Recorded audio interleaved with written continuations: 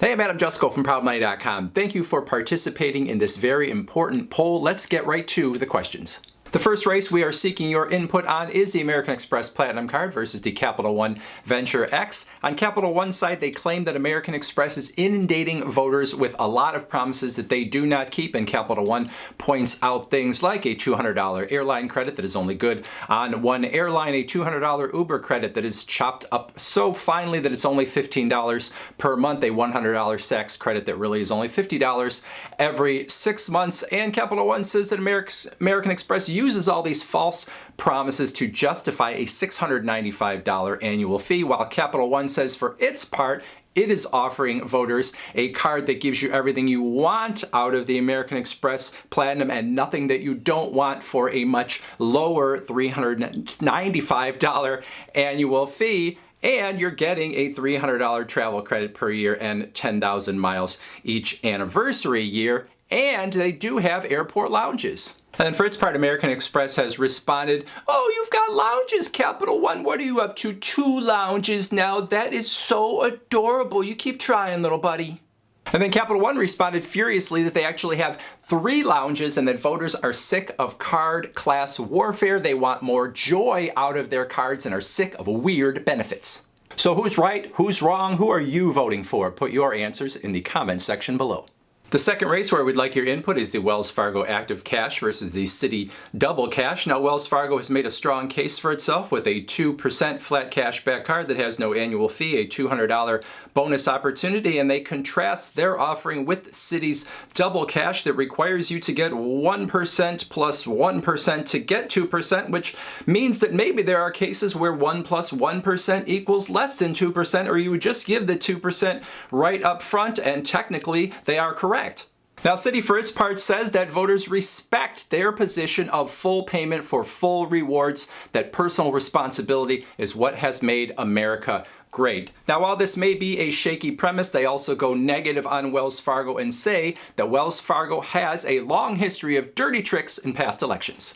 I apologize, I almost forgot that we do have some third-party candidates in this particular race, such as the Navy Federal Credit Union Cash Rewards, plus the Fidelity Visa, the SoFi credit card. Most voters will not pay any attention to these because they do not come from one of the 2 major issuers, but I do mention them here.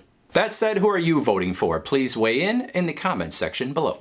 In the third race, where we seek your input, it is FICO versus VantageScore. Now, FICO has repeatedly refused to debate VantageScore, seemingly secure in the fact that voters are okay with the status quo. Now, VantageScore has done anything and everything to try to get voters' attention, telling them that their credit scores are very different than FICO's, but FICO points out that it just so happens that VantageScore uses the exact same credit scoring numbers, 300 to 850, that FICO originated. While VantageScore recently has managed to score a few points on the mortgage lending front, FICO says that they are the father of credit scoring and that VantageScore is the worst credit scoring model of all time, and everyone knows it. Who are you voting for? Weigh in the comments.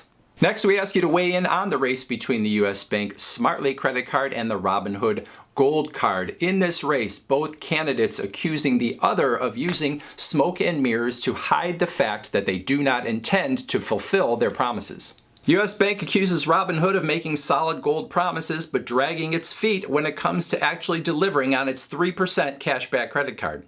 Robinhood, on the other hand, accuses U.S. Bank of talking and talking and talking about a Smartly credit card that is going to offer 4% on all of your purchases, but never actually launching the card and never giving any final details. In a stunning moment in the debate between the two, Robinhood came out swinging and said, "What is the plan? You talk and you talk, but you never deliver on the plan. What is the plan?" And all U.S. Bank could say was, "We have the concepts of a plan."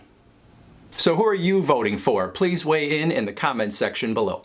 And then in the final race where we would like your opinion, it is the Citi A Advantage Platinum MasterCard versus the A Advantage Aviator Red MasterCard. Understandably, most voters are confused as to the difference between these 2 candidates. For the Citi A Advantage Platinum MasterCard's part, they say the difference is obvious. No annual fee in the first year before a $99 annual fee kicks in. The Aviator Red MasterCard counters with the fact that yes, we have a $99 annual fee right off the bat, but you get a $99 companion certificate after the first year. But then the City A Advantage card snaps back that you only get that $99 companion certificate if you've spent $20,000 with the card in the prior year. So obviously this is a card that caters to the rich while leaving the average person out in the cold. Voters remain confused but must make a choice. Who are you voting for? Let us know in the comments section below. Otherwise, I thank you for participating in this poll. Just as background, the margin of error on this poll plus or minus 27%, so don't take any of the results as really meaning anything. If you have further comments, please put those in the comments section below. And again, I thank you for your participation. I'm Jusko, and I approve this message.